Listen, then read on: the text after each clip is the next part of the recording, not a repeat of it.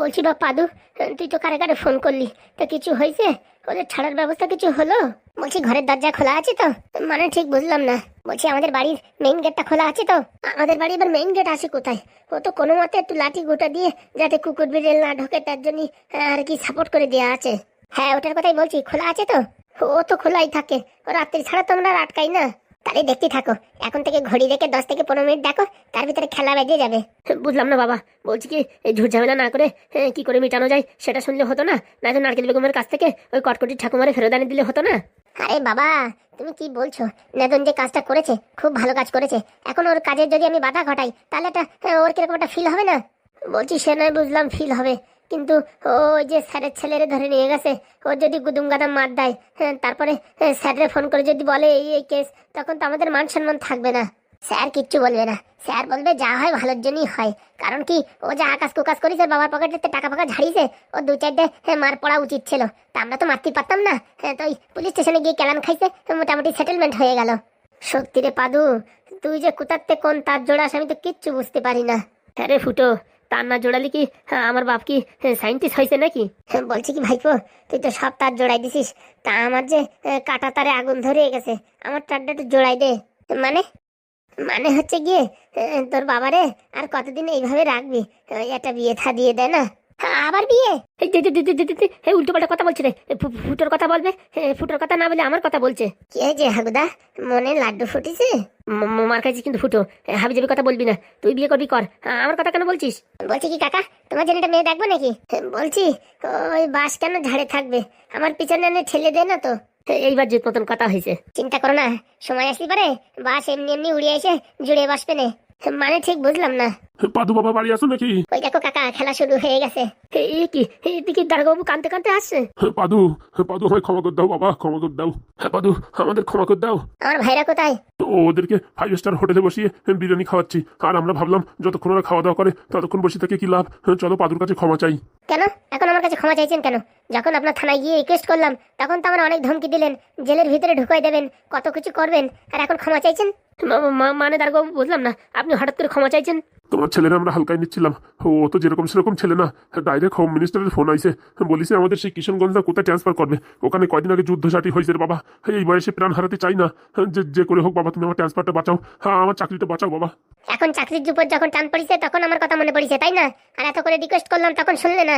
Please বাবা please, তোমার হাতে ধরি পায়ে ধরি, তোমার সর্ব জায়গায় ধরে আমি নমস্কার করি, এরকম করো না পাদু বাবা, আমার ছেলের সামনে মাধ্যমিক পরীক্ষা, এখন যদি এখান থেকে ট্রান্সফার হয়ে যায় তাহলে বিশাল বড় ক্ষতি হয়ে যাবে, হ্যাঁ আমার জীবনটা তো নষ্ট হয়েছে, আমার ছেলের জীবনটা আমি নষ্ট করে দিতে চাই না।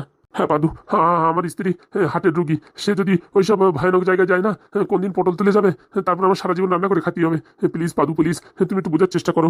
আমি এখন কিচ্ছু করতে পারবো না, যা করবে সব হোম মিনিস্টার বাবু করবেন। প্লিজ পাদু প্লিজ, এরকম করো না, আমি হোম মিনিস্টার স্যারের সাথে কথা বলিছে একমাত্র পাদুই তোমার বাঁচাতে পারে, পাদু যদি আমার ফোন করে বলে যেসব ঝামেলা ছেড়ে দেন তাহলে আমি মাফ করে দেবো, না হলে আর কোনো রাস্তা নেই। বলছি আপনারা আমাদের মতন মানুষের সাথে এরকম ব্যবহার করেন, আর যাদের আকাশ বাতাস কিচ্ছু নেই তাদের সাথে কিরকম নিচ্চ ব্যবহার করেন আপনারা, তার কোনো ঠিক আছে? বলছি বাবা এতদিন যা হয়েছে এখন থেকে আর কিচ্ছু হবে না, সাধারণ গরিব মানুষও ন্যায় বিচার পাবে, কোনো সমস্যা হবে না, আমি কথা দিচ্ছি। দেখো বাবা ভীষণ বিপদ, এইভাবে আমাদেরকে অশান্তির ভিতরে ফেলো না পাদু, প্লিজ পাদু প্লিজ। কি করছেন আপনি? আমাকে ক্ষমা করে দিন, আমার অনেক ভুল হয়ে গেছে, ক্ষমা করে দিন। আমার কাছে ক্ষমা টমা চাওয়া লাগবে না, তুমি ওঠো ওঠো ওঠো, এরকম কাজ করে না, দারোগাবু এরকম কাজ করো না। আমার জীবন চলে যাবে, আমার এখান থেকে ট্রান্সফার হয়ে গেলে, প্লিজ প্লিজ পাদু তুমি একটু বোঝার চেষ্টা করো। তাহলে বলো আমার ফুটো কাকার নামে যে বদনামটা দেওয়া হয়েছিল সেটা কার কথায় দিয়েছিলেন? ওটা তো নারকেল বেগম ম্যাডাম বলেছিল। হ্যাঁ সেটা নারকেল বেগম ম্যাডাম স্বীকার করেছে, ও নেই কোনো অসুবিধা নাই। বলছি কি ওঠেন ওঠেন, আর কান্নাকাটি করার দরকার নেই, আমি পাদুরি বুঝাই বলছি আপনারা চিন্তা করবেন না, আমরা অত খারাপ মানুষ না, আপনাদের কষ্ট আমাদের কষ্ট, আপনার যাতে কোনো কষ্ট না হয় সে ব্যবস্থা আমি করব। আর শুধু শুধু এসব আলতু ফালতু মানুষের কথা শুনে একটা মানুষের প্রতি বিচার না করে নিয়ে যায় মারপিট করা একদমই ঠিক কাজ না। সত্যি কথা বলতে কি আমরা এসব কিছুই করতে চাইনি, ওই নতুন যে এমএলএ হয়েছে এমএলএর বউ ভীষণ কড়া মানুষ, বলেছে 6 ঘন্টার ভিতরে যদি পাদুর বাড়ির লোকরে ধরে নিয়ে গিয়ে মারপিট না করো তাহলে আমাদের চাকরি খেয়ে ফেলবে, এখন এই বয়সে যদি এইভাবে চাকরি চলে যায়, পয়সা করি তো দূরের কথা, মান সম্মান আমরা ঘরের থেকে বাইরে বেরোতে পারবো না, তাই ওনার কথা মতন এই কাজটা করেছি। আসলে তোমাদেরও কোনো দোষ না। কে বলিছে? ওই এমএলএ বউ বলিছে? আগে হ্যাঁ, ওই বাড়ি একটা ছেলে আছে না কটকটি, ওর কথা মতোই সব কাজ হচ্ছে। ঠিক আছে আপনারা এখন যান, আমরা এদিকে সব সেটেলমেন্ট করে নেব। প্লিজ বাবা পাদু, আপনি একটু হোম মিনিস্টার স্যারকে ফোন করে বলেন যাতে আমাদের ট্রান্সফার না হয়। আচ্ছা ঠিক আছে, এরপর থেকে মনে রাখবেন আমাদের বাড়ির কারোর উপরে কোনো অত্যাচার অন্যায় করতে গেলে 10 বার ভাববেন, ঠিক আছে? আগে বাবা, তোমাদের বাড়ির সম্পর্কে কেউ কিছু বললে আগে আমি ফোন করে তোমার জানাবো, ঠিক আছে? আমি কথা দিচ্ছি কাউরে আর তোমার বাড়িতে এরকম তুলে নিয়ে যাবো না।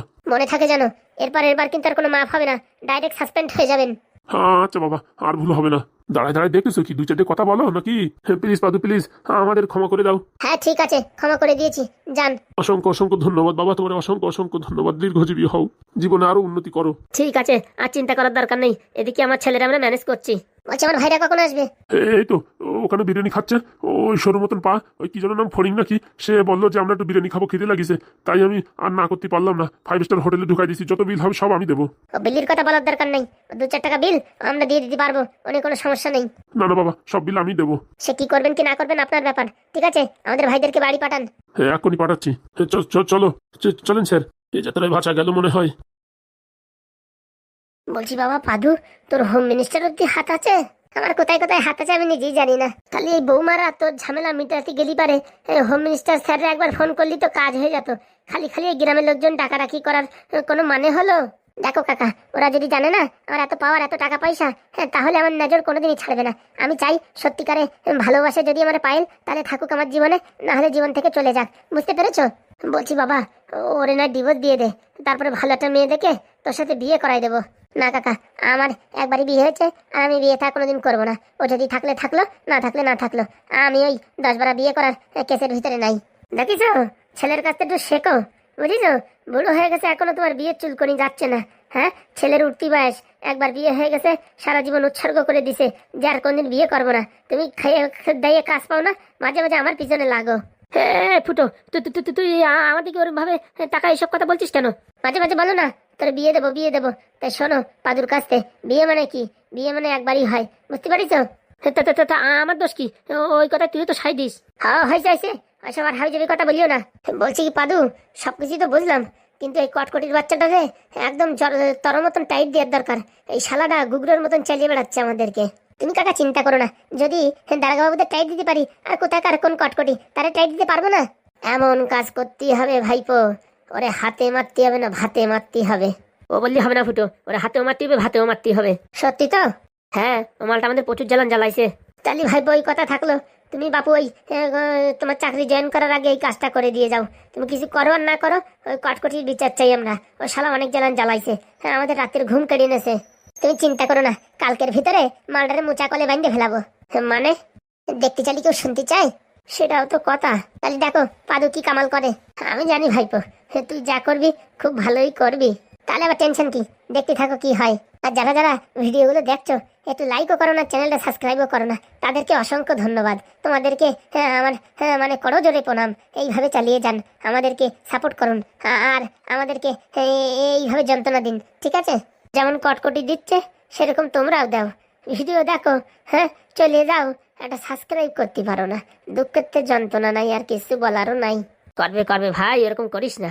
হ্যাঁ করবে, আমি শীতে উঠার পরে করবে মনে হয়। কোকা কি কথা বললে? ঠিকই বলিস ভাইপো, ঠিকই বলিস। মাথাটা তো ঠিক আছে তো? বেদনা দুঃখ ভরা কথা নিয়ে বললাম, যারা বোঝার তো বুঝিছে।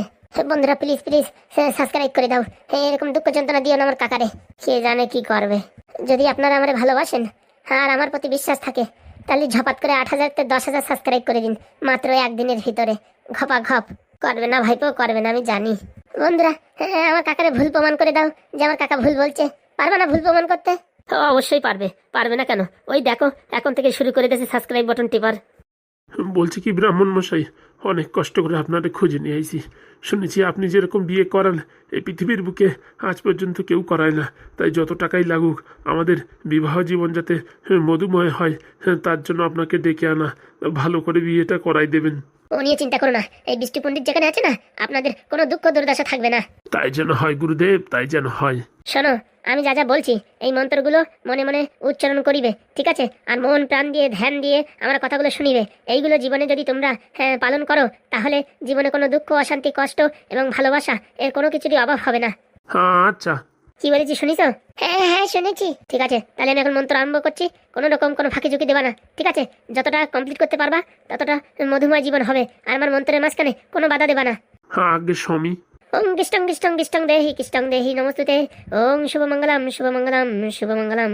আষাঢ়ের শ্রাবণে ভাদ্রের আশ্বিনে ধরেছিলাম কত তত বিয়ে, সব বিয়ে ছেড়ে দিয়ে এই বিয়ে আইছি, এই বিয়ে করাই দেব, সারা জীবন সুখী হবে দুজনে। চাঁদের পরে মেঘ উঠিছে, হেরিকেন ধরিছে কে, কেরোসিন লগ্নে বিয়ে হবে, ল্যাম্পো জ্বালায় কে। মিষ্টি পড়ে টাপুর টাপুর, চারিদিক ঠান্ডা, তবু আমি পণ্ডিত তো বসে আছি কনকনে হান্ডা। এই দুজনের বিয়ে আমি করাবো এই গ্রামে প্রথম। একটা বিয়ে হওয়ার পরে লোকে ডাকবে আমায়, টাকা পয়সা বাড়াবো আমি অনেক কিছু ভাই। সবাই তো চারিদিকে ছুটাছুটি করে তো ভাই, আমার মতন পণ্ডিত তো খুঁজে পাবে না। দেশ দেশে দেশে ঘুরে গেলে বিষ্ণু পণ্ডিতের মতন পণ্ডিত পাবে না। চাঁদের কুলে মেঘ এসেছে, বিয়ে হবে কবে? এরা তো বিয়ের জন্য নাফানাফি করে, দুদিন পরে সংসারে গন্ডগোল হবে, সেটা আর নতুন কি ভাই রে। আমার তো বয়স হলো, করি নাই বিয়ে, এর মতন অশান্তি জিনিস পৃথিবীতে নাই রে। তবু এরা বুঝবে না, করবে তো ভাই, শেষকালে বলবে তো পণ্ডিত তো ভালো নাই। পণ্ডিত যদি ভালো হতো তাহলে বিয়ের পরে গন্ডগোল খেসখেসি কিছু না হতো ভাই রে। এমন কোনো পণ্ডিত নাই বিয়ে করাবে ভাই, তারপরে ঝগড়াঝাটি হবে না, এমন বলারটি নাই।